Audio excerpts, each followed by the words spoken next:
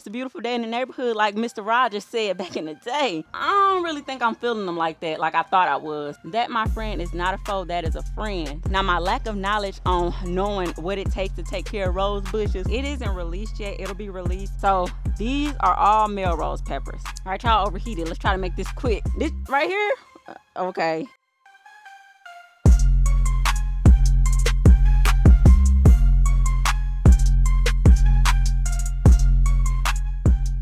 Hey y'all, welcome back to another video. If you are new here, my name is Tiffany. I'm a gardener in Zone 9A, Southern Alabama. If you are returning, hey friends. Y'all, so we're about to do a garden tour today. I think the last time we did a garden tour, like discussed everything in the garden, was about a month ago.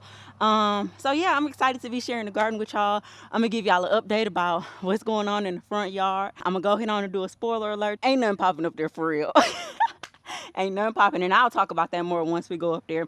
We first gonna start in the area of the greenhouse. So this is our Vego greenhouse, and I'm about to get ready to turn y'all around just so I can give y'all a full look at it for the people that may be new. Again, this is our Vego greenhouse. This is the outside of it. We have a shade cloth on it. This is a 70% shade cloth. I feel like I went a little bit too dark with the shade cloth, but it's perfectly fine because stuff is still going in there. Do I feel like it could do a little bit better? Of course I do. And yeah, that's what's going on. Now, we have an issue with our rose bush, which I think I'm gonna end up taking it back to Lowe's to get it switched out for another one. Even though I got it on clearance, I still feel like it ain't live out its full potential like it was supposed to. I ain't get my $13 worth off of this bad boy. So this is our knockout roses. The reason why I say I think it is some type of disease on it, if y'all see these red leaves on here, at first I thought it was just the way that the plant grows, but I end up taking a picture of it and putting it in Google Lens, and it looks like it's some type of disease on it. And what made me really take a picture of it and really do like a deep dive research on it is because somebody in the comments mentioned that it looked like one of our rose bushes was diseased, and it just made me go down the whole rabbit hole. So I think it's called rosette disease or something like that, and it can't be cured. So like I said, I'm gonna end up probably taking this back to Lowe's to see if I can get another one, get it swapped out, a better looking one. And I feel like it's on both of the rose plants. Now, I will say this, before I found out about the disease, I was using the same scissors to cut off the different roses and stuff like that. Apparently the disease spreads easy, and this is why it's so very important for us to clean our pruners or our scissors, whatever we're using when we're cutting off these plants. Clean them in between. I know I'm hard-headed. I don't like to listen, but just to save somebody else the headache of having to deal with a diseased plants, make sure y'all are cleaning y'all pruners, even if y'all are going from the same type of plant. That's my little spill on that. And this is our other rose bush. Now this one look like it's diseased as well, and those y'all see those red leaves on here, and then it's also like a little spikiness. Y'all see how the rose is growing? So that's a sign of disease. I'm not going to take it back today, and I probably don't take it back tomorrow. More than likely, it'll probably be like the weekend or something like that when I get a chance to take them back. I hate to have to do that because I actually have to get rid of this soil as well, because they say that this disease, like I said, spread easy. And if you get it, you want to get rid of the soil and everything that's included. So I'm going to have to dump all of this stuff, and I'm going to have to sanitize this bucket really, really good if I decide that I want to go ahead on and grow more roses in it. It almost seemed like the best thing to do, y'all, would be just to get my money back and just put the other rose bushes over here in this area and hope that they ain't diseased too. But yeah, this is a better look at what's going on with it. But we ain't gonna harp on that too long, y'all, because it's a good day. It's a beautiful day in the neighborhood, like Mr. Rogers said back in the day. So we're gonna go ahead on and go inside of our greenhouse. This is what the greenhouse is giving. The watermelon, the sugar baby watermelon plant, it's pretty much on its last leg. As y'all can see, it has like some powdery mildew, rust look going on with it. I knew a long time ago that the only watermelons that was probably gonna do something was this one right here that's been growing for a minute, and then my one right here that I thought had snapped from the plant, but it did not. It just fell down, so it's still attached to the main stem and everything like that. So that's what the watermelon look like. Now over here we got our pepper plants and our tomatoes. So our peppers finally starting to get some more buds on it, y'all. It took a little minute. It was on the struggle bus for a while, but it didn't spruce back up for us. And this is our orange bell pepper, and we bought this as a start. And then on down yonder, we got our California Wonder bell peppers. This one, I seen flowers on it the other day. Here it is. So like, you got a pepper coming through right there. And I feel like I seen some behind there too. I don't know. I don't see it now, so we ain't gonna worry about it. But yeah, that's our California Wonder. Now, our tomato plant is doing really, really well. It do look like we got a little bit of something going on right here. I thought this was aphids at first, y'all, but it's not. It's just like little spots on it. So I don't know what that's all about. I got this spray. I forgot what it's called, but I do plan on treating all the plants that look like they got something going on with them. I plan on treating them this evening with the spray, and I'll show y'all that before I end this video. I'll try to remember. I do know it's by Captain Jack's. It's for organic gardening, and like I said, I'm gonna try to remember to show y'all that before we end this video. So the tomato plant still got plenty of flowers on it. Let me zoom y'all in a little bit. Still has plenty of flowers growing on it. And this is the Husky Red tomatoes, and it still has plenty of tomatoes coming through. Yeah, plenty of tomatoes coming through. I noticed too, y'all, since I have this door open in this greenhouse, it does get afternoon sun. And I noticed that the other day when I was just looking out the window, and I noticed the sun was beaming in here. And it comes, like I said, through this door right here. So yeah, that's what we got going on in this bed. And this is a Vego bed as well. This is the 1.75 by 6 foot bed, if y'all are interested, because I know y'all like to know where we get certain things from. Oh, and this bucket right here, I got this from our local feed and seed store. It's a 15-gallon bucket. It was like $6, so I like them. That's what we got our blueberries growing in. That's what we got all of our rose bushes growing in. I do feel like this tomato plant is growing a little bit too wild for my liking. It is supposed to be a dwarf semi-determinate or semi-dwarf determinate. Child, I don't know. Something about determinate. Something going on. That's what it's supposed to be. But as y'all can see, it's growing pretty wild in here, but we ain't gonna worry about it too tough. And look at our basil. If y'all remember, I was about to pull this basil plant because it was just looking so sad and droopy when I first put it in here. It was looking sad and droopy for about 2 days actually, and then all of a sudden I came out here and it was just looking all spruced up and happy to be in the bed, so I just left it alone. This right here is another Husky Cherry Red tomato. I'm finding that the more that I try these tomatoes, because they supposed to be for my mom, but I never get them over there to her in time, the more I'm like, I don't really think I'm feeling them like that, like I thought I was. So, you know, it is what it is. I got quite a few of them growing because I got one growing in the green stalk too, but it's whatever. If I still try to figure out something to do with them. And then we got a Bush Goliath tomato plant, which has started producing flowers on it. We got a good amount of flowers on it actually. That's starting to spruce up. I will say this, our tomato plants look really, really good in the greenhouse, even though it still be hot as heck in here. Even with the shade cloth, I still feel like it's doing pretty good. And I got these little signs too, y'all. These are from Vego. This is just their magnetic signs, and it actually comes with a stick that you can attach to the back of it if you wanted to just stick it right into the bed instead of having it on the side of the bed. And I pretty much got these on all of our Vego beds. Now I do want to get a black marker though to write on so you can really tell what it says. I think it add a nice little touch. Is it necessary? No, but I think, like I said, it add a nice touch. Y'all know we like our garden to look somewhat put together. And I got this pretty sign right here from Dollar General. It says love grows here, and it's actually on sale right now, buy one get one free. So I got this sign, and it's pretty. It's really, really sturdy. And then I got this sign right here as my free item. And then we got this thermometer that helps us keep track of the temperature that's in here. So even with the shade cloth, y'all, in the middle of the day, it's almost 12 o'clock. It's 97.5 degrees, but compared to what it was before we got the shade cloth, it used to be 129, 130 in here. So I'm glad to have it. And then it has the little smiley face on it. And they say COM, whatever that means. If y'all know what that means, feel free to drop it in the comments. And then we also keep a fan in here. Now, I have not charged this fan up in a minute.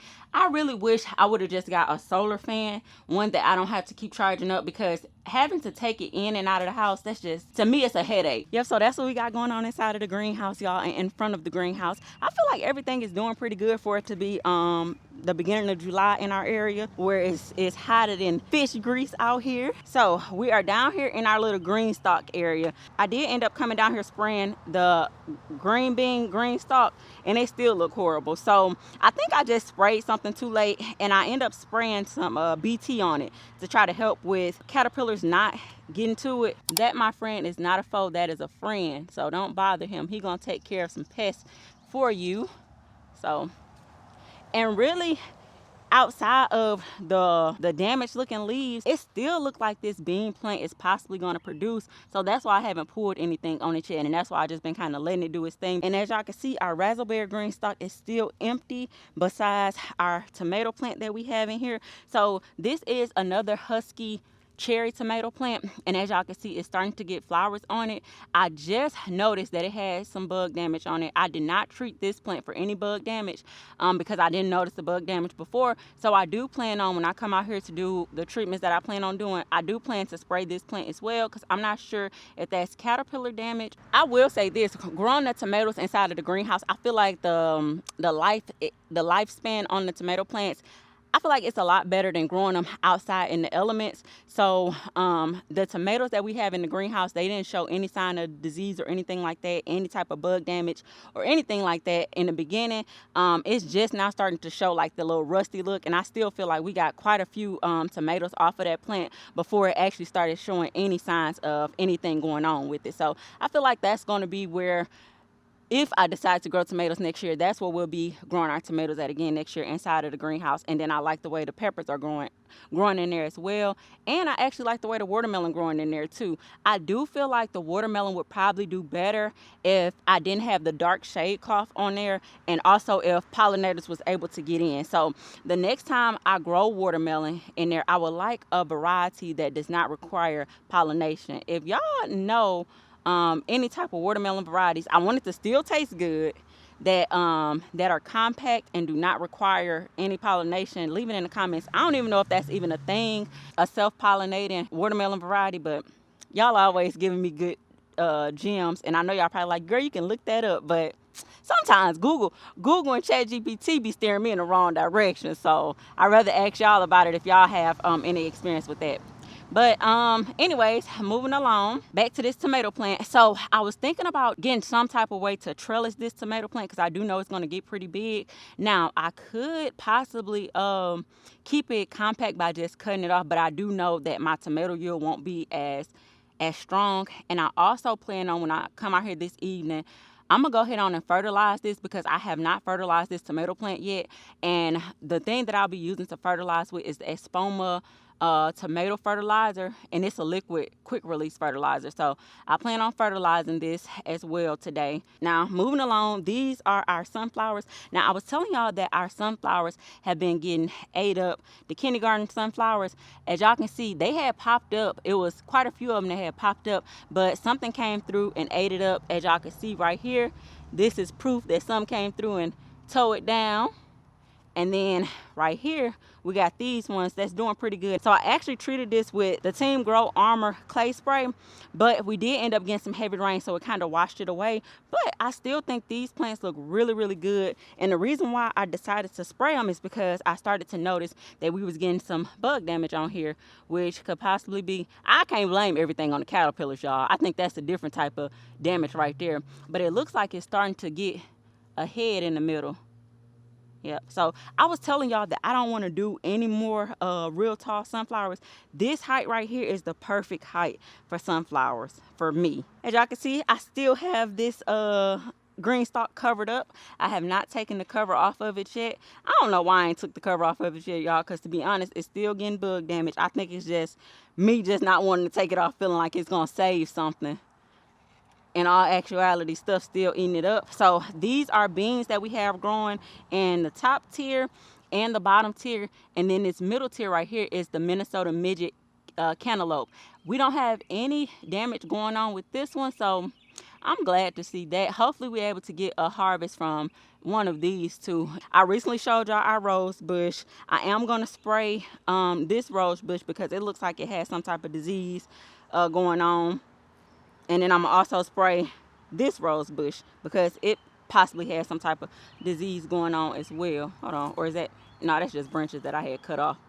That just crisped up. And this branch right here is broken. It was a rose that was starting to pop through. This is the Pope John Paul rose bush. This is the one that produces the red and cream flowers, and this right here is the Lady X rose bush, and it produces the pink flowers or the pink roses. Now, my lack of knowledge on knowing what it takes to take care of rose bushes before I went out here and got all these rose bushes is, I think it's going to get me in some trouble in the long run. But I'm kind of glad that I did not do any research before I did it, because it would have deterred me from getting these rose bushes. But I think I'm going to just learn how to deal with it, learn how to treat diseases and learn how to prevent diseases from happening. Because one thing about it, once the plant gets diseased, it's hard to get rid of it, if you can get rid of it at all, opposed to kind of doing preventive measures on it, if that makes sense. But yeah, I don't regret not doing no research on it, because like I said, it would have kind of deterred me from getting it. So yep, let's move right along. This right here is our 3 blueberry plants. These are 3 different types of varieties. If you are not familiar with growing blueberries, you do need at least 2 different types of varieties for them to cross-pollinate in order for you to get a bigger yield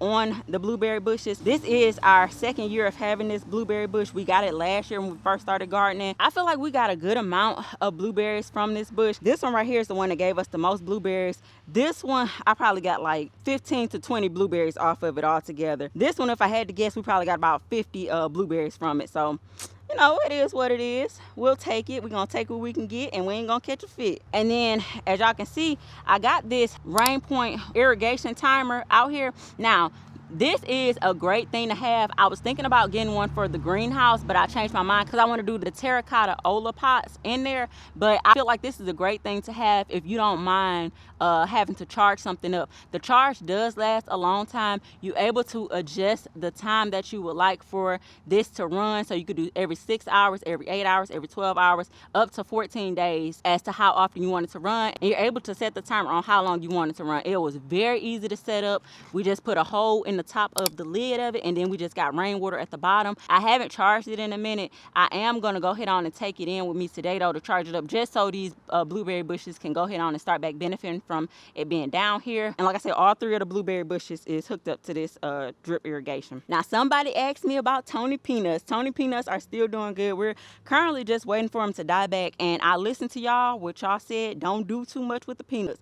I decided not to do too much with the peanuts. I've been letting them do their own thing. The only thing that I regret about these peanuts is I wish that when we first dropped them down, I put the mulch at the bottom just so it can have better drainage, because y'all know I've been having the worst luck with growing things in these yellow tubs. We got these from Aldi last year, but I'm hopeful that these peanuts will still do well. And as y'all can see, it has the flowers growing on there. So once you start to see the flowers popping up, the flowers have been popping up for a while actually for us. That just means that the peanuts are being developed underneath the soil. So yeah, we got the peanut flowers. You do not want to eat these though. These are not edible. They can be toxic to you. So don't eat the peanut flowers, y'all. I know we like to utilize every part of our plant, but leave them alone. Just like with the potato flowers, you don't want to consume those either. Now over here, we just got my baby lilies. They are done blooming for the season. I'm gonna just leave them alone. That's her flower, that ain't mine. I took care of it when it was in blooming season. I ain't about to keep on taking care of it though. And then right here is just our pile of random stuff that we decided not to keep. Now y'all put me on game with these onions. Y'all said that y'all use the onion bulb that's attached to the green onions the same way that y'all would use regular onions. I know for future references to go ahead on and still use the onions that's attached to the green onions. Yep, just to utilize it. Right here we got our comfrey. Y'all know we had cut off some of our comfrey. Our comfrey plant does not look the best, but from my understanding, comfrey is forgiving. So I want to see how forgiving it is, y'all. I do plan on coming through and cleaning it up some more though, just to get rid of those dead leaves, because I don't want to neglect it like that. Now, update on our beautiful, wonderful cucumbers that ain't doing diddly squat. This plant is dead and done for the season. As y'all can see, all the cucumbers that was on here has yellowing. It's like they came through. This is a sign that your plant is done for, y'all. I don't know if it got some type of disease, and all of the plants in here look like that. So I'm not sure if it's from all the heat, the rain, or a mixture of both. From my experience, since we've been growing cucumbers are very sensitive for us in our area, in our yard. They are very sensitive. they'll die back easy. You able to get a really nice harvest from it, but once you start to see signs of disease, the best way, if you want to savor your plant, is to figure out a way to treat the disease. Now, a way that you can kind of prevent that is looking on the back of your seed packet and seeing which ones say like disease resistance and things like that. Now, does it mean that the plant won't get disease? No. It does mean that it has less of a chance of it becoming disease though. So, you know, I feel like nothing is foolproof. So when you're in there shopping for your seeds, if you know that you live in a climate where you get a lot of rain, or if it's super hot, try to go for the heat tolerant varieties and the varieties that are less susceptible to disease. It fought a good fight, y'all. It fought a good fight.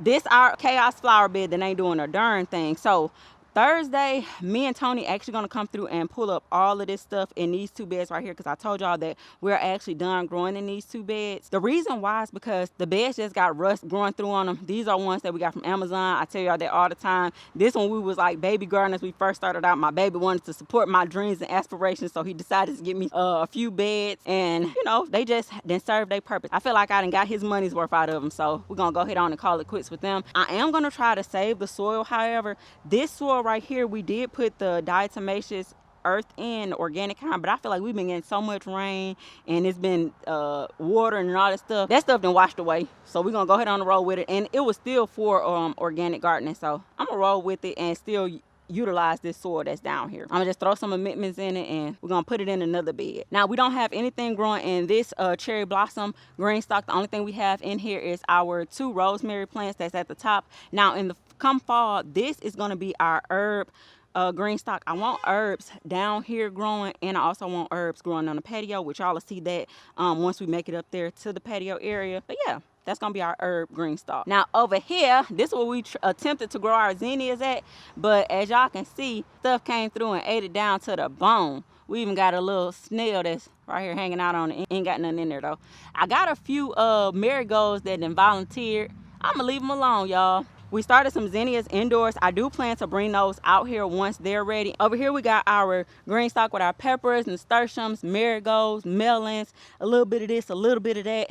I mean, we still getting fruit from it. Stuff still growing on there. Do everything look the best? Absolutely not. This green stock right here, it is shaded by the tree for majority of the day. It gets afternoon/evening sun. So that's what we got going on right here. Now, this is our green stock. It don't look the best, but I'm proud of what it has become. So this is our strawberry green stock. This is the strawberry pink color. And y'all, I showed y'all this a few videos ago, that we're finally getting runners on our strawberry plants. So I wanted to quickly show y'all Green Stock's new products. This is a butterfly pen. It isn't released yet. It'll be released July the 14th. So I'm gonna take some out of the pack. They will come in 2 different styles. So this is the multicolored one, and I'm gonna show y'all a single one in 1 second. It comes in a set of 28, and they will also have the evergreen color. So look at how cute this is. So it's just a pen. It has like a butterfly on top of it. It's basically a mate for the berry cups. So this is the berry cups. I just showed y'all that we have some strawberry runners that have actually started rooting in one of our berry cups. Now this too is a strawberry runner as well, and you're able to tell because you have roots coming from the bottom of it. So I wanted to quickly show y'all how to use this, and we have more strawberry runners right here. So when you're dealing with the strawberry runners, y'all, you do not want to cut it away from the mother plant before it actually roots. So since this has already rooted, I'm going to go ahead on and cut it away from the mother plant and just move this down or move it to the side. That's the good thing about these berry cups. They're so easy to move, y'all, and they're just cute. So we're going to go ahead on and attach our other berry cup. Now the reason why you would want something like the butterfly pen is because once you try to stick it in here, it's hard to stay. So it's hard for it to stay unless you get something to pin it down with, and that's where the butterfly pen comes in place at. So you're just gonna gently put down the butterfly pen just to make sure that the strawberry runner is connected to the soil. That way you won't have any issues with it rooting. Green Stock is all about making their products not only functional, but also just the cutest thing. Now all we have to do is wait for this to root, and once it's rooted, we are able to cut it from the mother plant just like we did with this one. So you could take this strawberry plant that we just cut from the mother plant and root it somewhere else, which I have an open spot down here. I'm not gonna do that today because y'all, it is so hot out here. I'm gonna just attach it to right here just so I'll know that's where I want to put this strawberry runner at. And when I come out here to clean this plant up, when it comes to like the bug damage and things like that, I'm gonna just go ahead on and put the strawberry plant in that spot right there. Now over here we got our struggling green stalk, but it is quite all right. We got the melons and the cucumbers growing in here. I was able to harvest about 5 cucumbers from this plant. I wasn't able to get any melons from here. I did notice that we had a melon that was growing. I don't remember exactly which plant it was growing from though, so I can't really show y'all and see how it's doing, if it's still growing or if the fruit fell off of it. But this is definitely my fault, y'all, because I did not have my trellising planned out for it. Really, initially what my plan was for these 2 green stalks right here was for this cherry blossom green stalk and this cherry blossom green stalk, I wanted to do a arch trellis and bring it over and let the cucumbers trellis onto it over to the other side. But I had changed my mind, y'all, because I was like, I don't want to have to deal with that. So I decided not to do it, and we ended up with this. I tried to save the catastrophe by adding the plant supports later on, but y'all see what it is. And right here is our luscious green stalk. This is the one that we have all of the different flowers in. I told y'all the petunias, I feel like they're gonna always be in rotation because they do so very well. I don't recall seeing this thing without blooms since it started blooming. Then we got our marigolds up top. We got our lavender that's not doing the best. I'm not sure what's going on with this lavender. It just looked raggedy and sad. And then I had a daisy growing in here, but I think it's just too hot for the daisies right now because none of our daisies have bloomed again. And then our middle green stalk right there, the evergreen mixed with the cherry blossom in the middle, that one just got potatoes growing in the middle. I didn't want to pull it yet because it was still going through a growth spur. Our lemon green stalk won't have nothing growing in there yet. I'm waiting till the fall time to add something to that one. And since we over here, y'all, we haven't talked about the worms in a few videos, so I want to go ahead on and show y'all this. So as y'all can see, I got my gorilla cart kind of rigged up here because we got heavy rains yesterday. I noticed that the last time we got heavy rains, our vermicomposting bin actually produced a lot of leachate. I don't want our vermicompost producing leachate, so I'm trying to stop it by any means necessary. Now, I will say this. Someone told me to put cups at the bottom or like a shallow bowl and put some dish water in it to help stop the ants from getting in this vermicompost. I ain't do that shit, y'all, because I ain't got no bowls that fit. Now, before I knew that it was going to rain, I did have some dishwater in the gorilla cart, and I just had the vermicomposter on top of that. But once I seen that it was going to be a lot of rain, I was like, I'm going to just take it out and put it on the ground. So let's give our worms a quick look. I will say this, y'all, I have replaced the worms that was in here. I can't remember if I told y'all that. So we actually have red wigglers in here now. Before we had the European night crawlers, but somebody told me that the red wigglers are the best of the best when it comes to composting. So I ended up going on eBay and I just ordered some red wigglers. I have fed these for the first time. I think it was like 2 days ago I put food in here. So let's just get our composting fork. So I put the food in the middle. It still has some food and it got a lot of gnats in here. Ugh, a lot of gnats. I don't like that. I don't want my compost to have gnats. I know that when doing vermicomposting outside, it's out here in the elements and stuff like that. So ants, gnats, all that stuff has the ability to get into the vermicomposting. But I don't want that. The only thing I want in our vermicomposting bin is our worms and our food. I know that's not realistic though, based off the way that we're doing it.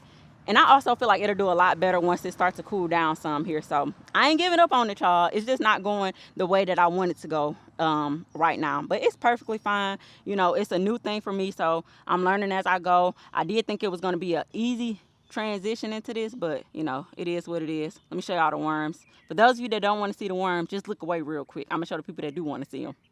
There's a worm. I've seen a few of them. They be trying to hide. They don't like the light, y'all, so they'll go down into the bed and so they can avoid the light. And actually, I have some ice packs that I got. Oh, there go one. So, there go a worm. Yeah, I'm gonna go ahead on and get my ice packs and add them out here, y'all. I had took the ice pack out yesterday to put it in the freezer.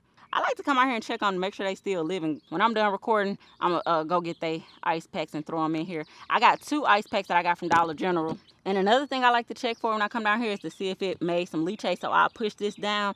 We don't have any leachate that's coming out, so that is a good sign that my little rigged up gorilla cart being on the top of it actually worked. All right, y'all, let's go up to the patio area. And y'all feel free to leave any type of tips, tricks, or anything like that that y'all have for the vermicomposting. I do not take offense to people telling me if I'm doing something wrong or if it's a better way to do something. I love when y'all chime in the comments. All right, so up here we got our herb bed. Our herb bed is doing amazingly well, y'all. I feel like this is the best thing I could have did for this bed. I loved having our chaos flowers up here, but the look of this bed just being put together, it make me happy. Now, rosemary, it's on the struggling bus, but I'm gonna leave it right there. We got our volunteer marigold plant that has gotten bigger. We got our lavender over here that's growing. Our sweet basil. We got more lavender right there. We got our marigold plant that we took from down under the tree and just added it in. We got our lemon thyme, our marigolds. This marigold is doing so good, y'all. This is a French marigold. The French marigolds are usually the shorter ones. And this basil right here then grew up. I don't know what's the difference between this basil and that basil over there, because they both was like the same size when I initially put them in. But for some reason, this one doing this thing. It does look like it's about to start flowering, so I'm going to just pinch it. And I'll just take these in and dry them out. Then we got our other volunteer marigolds down here. And then we got our little Flora Glory flower that's growing. I think this flower is just so cute. The bees were so attracted to this flower when I had got it from the nursery. I don't know where our lizard at. He was in here earlier. It be 2 little baby lizards in here. Somebody asked me, you seen them lizards that was crawling? I be seeing them, but they don't bother me and I don't bother them. That's one thing we are not short of in our yard, y'all, is some lizards and caterpillars, obviously. I gotta hurry up out here too, y'all, because I got a video call I gotta hop on. All right, here's our pepper plant that we transferred into the Vego Easy Tomato Planter. This is meant for tomatoes, but as y'all can see, the pepper looks happy here. So someone asked me about topping a pepper plant, because I mentioned about topping a pepper plant in our last video. Now, I gave this demonstration before, but maybe she didn't see that video. So basically, when you're topping the pepper plant, just in case you're new to gardening or new here and y'all didn't see me do that before, you want to wait until the pepper plant gets 4 sets of true leaves. So that's the way I do it. Basically, this is 1 set of true leaves. These down here are not true leaves. These are actually the seed leaves, and I'm gonna just pull those off. I thought they would have died off by now, but this is a set of true leaves right here. This is a set of true leaves right here, and then this right here is a set of true leaves. So if you were going to top your pepper plant, you would basically pinch this part right here off, and then your plant will grow out bushier. And as y'all can see right here, we got some foliage that's about to start coming from the middle of this leaf right here, and then the actual main stem. So that's all it means to top your plant, and then it just means that you're going to get a bushier pepper plant. I have done it both ways, where I don't top the pepper plant, which I think most of the ones that I got growing in the green stock, I didn't top those because I knew I was going to put them in the green stock. But the ones that I got in the Easy Cube, I actually topped those, so they are a lot more bushier than the ones that we got under the tree. So even though y'all seen the pepper plant in the last video, I'm going to go ahead and show y'all the pepper plant now, just in case y'all didn't see it in the last video, which the last video was recorded, was it yesterday? Yeah, yesterday. So let me show y'all the growth that we have had overnight for this pepper bed. So these are all Melrose peppers, which they were already on the plant, but they weren't this big yesterday when I was recording. So we got 1, 2, 3, 4, 5 Melrose peppers, and then we got more flowers that's coming in and buds that's on the side. So this one is like the shishito plant. It's very prolific. It produces a lot of peppers. Now, it was on the struggle bus at first, and your girl was about to pull it, but I am so glad I did not, because as y'all can see, it's a bunch of flowers on here. We got more peppers down here that's growing, then more flowers and stuff. Now, this is another one that I actually topped too. Then we got another one right here. Then another one down there. Y'all get the picture. It's a lot of peppers on here. And then on this side, we got 3 shishito pepper plants. I'm not going to really go through with what's going on with that. As y'all can see, it has a bunch of flowers on it. Ladybugs always chilling in here. I don't know if y'all can see it. This camera's starting to get hot too, so. Yeah, we got ladybugs, or a ladybug. Yep, so we're going to close this up, and I'll zip it up when I get ready to go in. Now, I am so very proud of this bean bed. This is another Vego bed, and this cover that's on all the beds is from Vego as well. Just in case y'all are interested, y'all can always use the link in the description. I like to say that to let people know that we do work with Vego. All right, y'all overheated. Let's try to make this quick so y'all won't overheat again, because this is where the full sun at right now. So this is our bean bed. These are lima beans that we're growing in here. I did end up treating this bed with BT a couple days ago. What made me treat this bed with BT is because it had some damage on it. So I was like, you know what, let's go ahead on and nip this in the bud now. And this is the damage that I seen that made me say, let's treat it.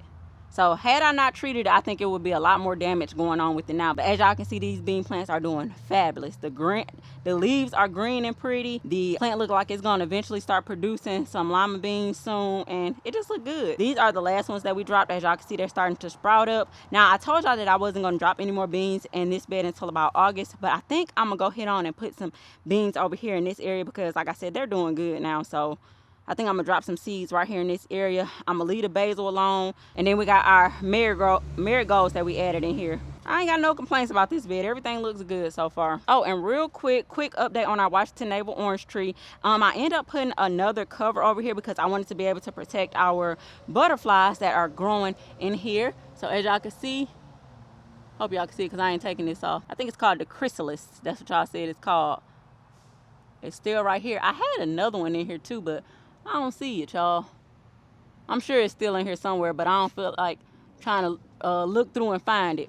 But that's what the Washington navel tree looks like. I still got this orange that's on here that's been growing so slow, and I feel like I would benefit from pulling it off because it's not going to do nothing. And I told y'all that I had something new that I was going to spray on these plants. Y'all, I done used neem oil from this company plenty of times. I end up getting this. I thought I got the Rose RX, but I guess I didn't. I think I got this one because it actually treats more things. It says for roses, flowers, houseplants, or ornamental trees, scrubs, fruits, nuts, and vegetables. So that's why I decided to get it. It's supposed to help control black spots, powdery mildew, rust, spider mites, aphids, whiteflies, and other insects. Now, this right here, this BT, this right here, okay, yeah, I got this off Amazon. I like this.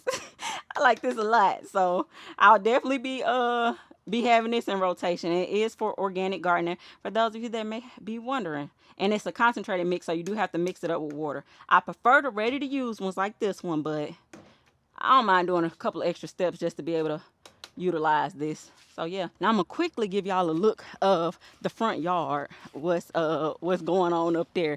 I'm gonna go on ahead and tell y'all too. We cheated on our lawn man because he was out of town. So the people that came and cut our lawn, they ain't know that we had our little plants growing in the front, our little flowers. And even though they was looking bad, we still wanted them to grow. So they end up cutting the flowers that was in between the blanket flowers. So that's spoiler alert on that. But the good thing about it is our tree that's in the front yard is actually in bloom right now. So it still brings character and color to the house. So I'm gonna show y'all that real quick. So here's what we're working with. All our blanket flowers are still here. They don't look the best, but I do know that this is a perennial for our area, so they will come back. It's just been hot and the sun been shining bright. So that's what they looking like right now. And this is the area that we had our marigolds and our celosias in that they cut down. I guess they thought it was a weed. I don't know. They cut it down. Yep, so our other blanket flower. And this one right here, I think is just dead. But I'm going to leave it alone. It may surprise me. It may come back. May just be in plant ICU right now. And then this is the other side. Basically look the same as the side I just showed y'all. Now this is the tree that we have in full bloom right now. Now this tree produces the dark pink flowers. And then this one over here, it hasn't started being in full bloom just yet. But as y'all can see, there are a few blooms on it. I don't know if y'all can see it on camera. But this one produces light pink flowers. So they usually bloom in the summertime anyway, so this is about the time that they start being in full bloom. But I think it's just so pretty and it adds nice color to it. Now, I'm going to say this before y'all say it. I do feel like the flowers that we added to the front yard would have benefited a lot if we would have used some garden soil to plant it in instead of that heavy clay soil that we got in the yard. And then I also feel like it would have benefited from mulch. Now, did we do all that? No. I feel like we did a half job, so we got the results that we ended up getting, which is perfectly fine, y'all. Y'all knew when we initially did it, it was like an experiment. It was just we were trying to do something and add a little life to the front yard. But, you know, it is what it is. We're going to keep an eye on the blanket flowers. If they do something great, if they don't, we'll just let them die out or we'll just eventually pull them. But either way it go, we're going to leave them for now. So that's what we got going on right now, y'all. I do want to let y'all know, though, today is the start. Y'all going to get this video on Wednesday. So yesterday was the start of Vego's 6-year anniversary sale. So they have up to 40% off products. Y'all are able to use any of the discount codes that we have linked in the description. If y'all are interested in any of the Vego products that I showed y'all in this video today, feel free to use the links or the discount codes to stack with the deals that they already have going on.